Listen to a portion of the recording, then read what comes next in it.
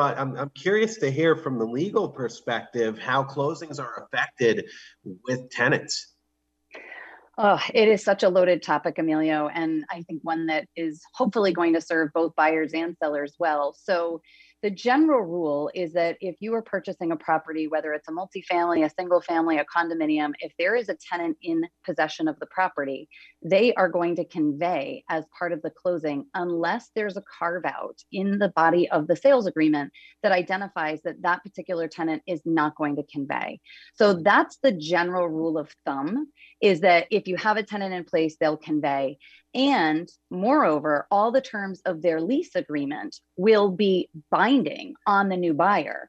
So if you have a tenant in position for $800 a month rent because it was some sort of family deal, that's great for the tenant and maybe worked for the homeowner, landlord, but for the new buyer coming in, they may not even be able to qualify for financing. So it definitely can create a lot of conversations that need to take place for both buyers and sellers when you're entertaining properties, again, whether it's multifamily, single family condominiums that are subject to a tenancy. Not to mention the financing constraints that the buyers have if they're doing any kind of primary ownership occupancy, right? If they're doing FHA financing or another type of loan program that requires occupancy, well, then in that case, we need the tenant to be out of the property in order for them to be eligible for the loan. So that's another overlay that compounds the conversation as to if the tenants are in the premises.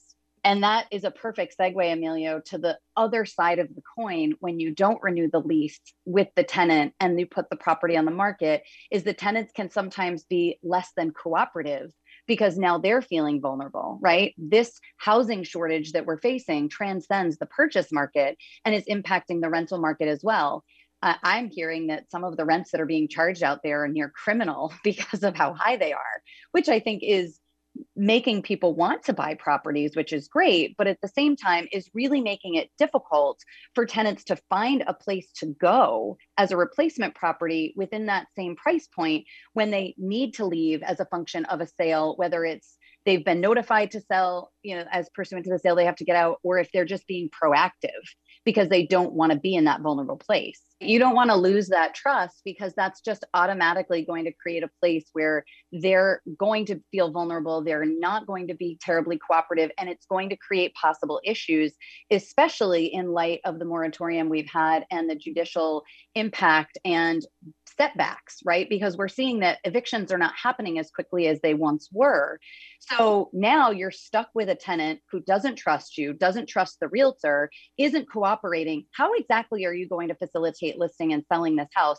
And it always seems to happen, Emilio, after you've got it under contract. So you get through the listing, but now you're under contract and you're just frustrating the buyers and trying to keep the deal together because you're stuck with this tenant that's less than cooperative. And that's the part that I think you really need to be more proactive when you're listing it as a seller, to be, like you said, completely transparent with the tenant and potentially determine upfront if this is a tenant that you should take out of the property before you even list it.